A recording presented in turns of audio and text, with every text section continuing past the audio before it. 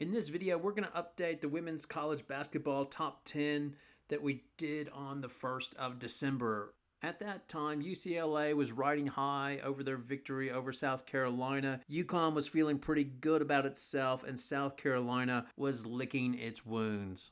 Much like the selection committee, I don't mind if your team takes a loss. I would rather a loss to a good team versus just playing a Ball State and getting a 40-point victory.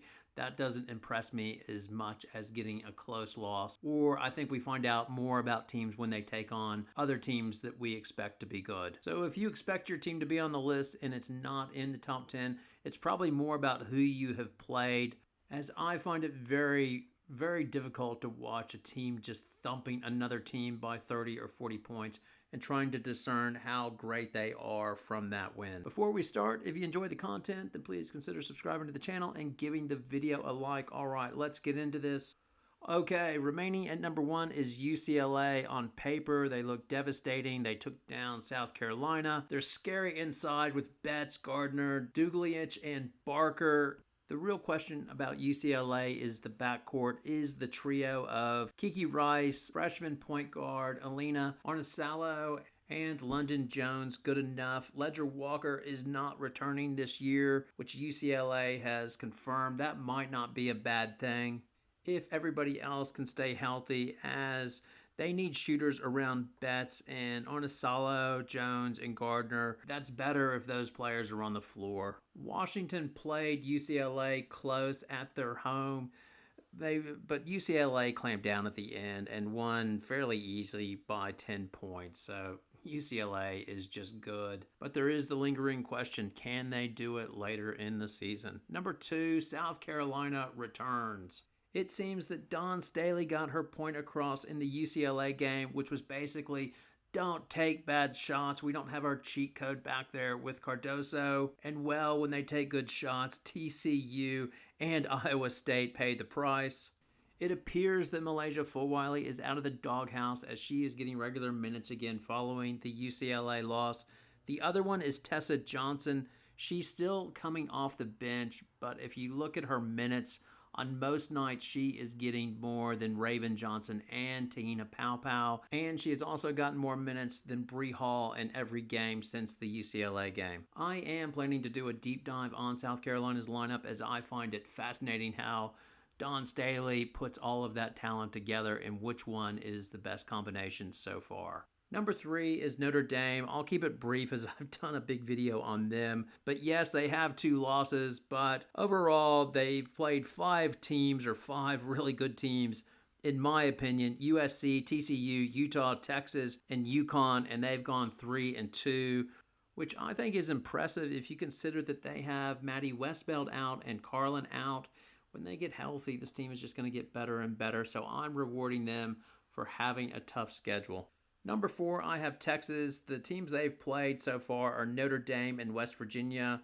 They took Notre Dame to overtime. Going into the season, one of the questions I had was how Notre Dame, Miles, and Hannah Hidalgo would work together, but maybe I should have been looking closer at Roy Harmon and Madison Booker, as it appears Harmon has lost her shot and Booker has reworked her body, and she sees herself as a primary guard. But for now, Texas stays at 4, as all will be revealed in the coming months as Texas gets into conference play in the SEC, and they get to take on South Carolina twice. LSU is at 5. Like Texas, their position remains unchanged. Notre Dame and South Carolina have moved up to 2 and 3 over them, as they're playing a harder schedule and playing better teams. That's the way LSU's always done it, which is fine by me, and it'll soon be revealed, much like Texas in SEC conference play. LSU did not play well versus Washington. Michaela Williams, she struggled a little bit, but she came back in the next game, and they overpowered NC State. They were just better on the boards. But they did get a scare in the ACC, SEC cross-conference games when they played, and she did that through gritted teeth, saying after the game that she doesn't like to go small, but she doesn't like to lose either. Hey, Coach, what did you like about going small tonight? And I didn't like it, but it won for us, so I loved it. It's clear that she wants to get Miracle Shepherd back in the lineup, and she sees herself being able to apply a lot of defensive pressure on teams, which is more what her makeup or what she likes her teams to do. Number 6, I have Southern Cal. Now, here's the thing with this.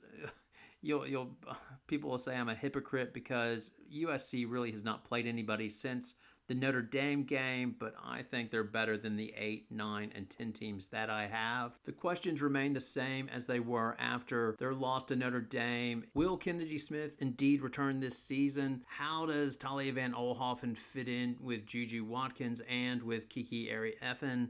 And overall, is USC this year's LSU team from last year? Is it a whole bunch of transfers that don't really fit well together and will just sort of be a little bit off the whole season? To be determined. And them facing off versus number 7 UConn on my list, that will help give us a pretty good picture. Now, UConn, they've dropped down, obviously, due to their loss to Notre Dame. They are a polarizing team. If you're not a believer in them, then you would say they've played Louisville, UNC, Ole Miss, and those teams aren't that good. If UConn was that good, they would have kicked butt on Notre Dame, who already has 2 losses. And don't blame that win on Azzi Fudd being out, as she is always out, not to mention Notre Dame did not have Maddie Westbeld and just had an injured Liza Carlin just returning, so Notre Dame was as injured as UConn was.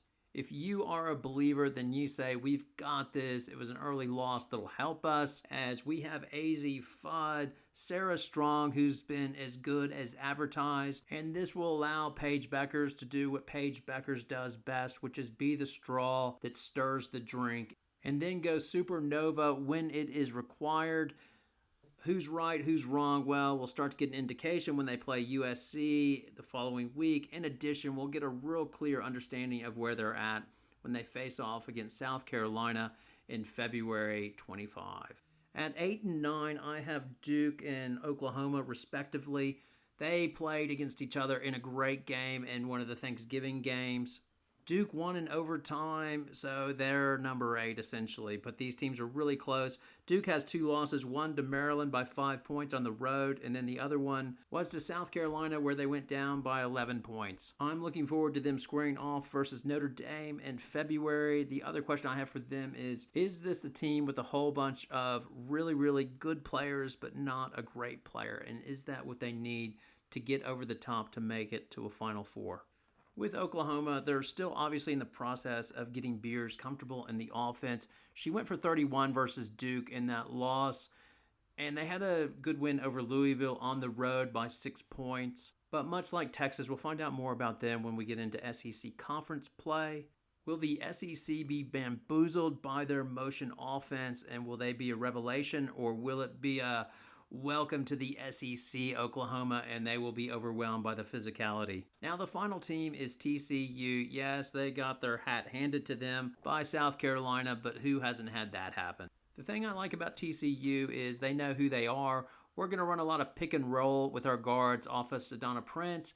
And as well, we know we're not great on the perimeter in terms of defense, but we'll hopefully have Sedona stay out of foul trouble and cover up those mistakes. In life, if you know who you are, it's a big advantage, and it's the same thing in basketball. Hence why I think TCU will have a very successful season this year, and I'm very curious to see how they go in the Big 12 and if they can win the outright title.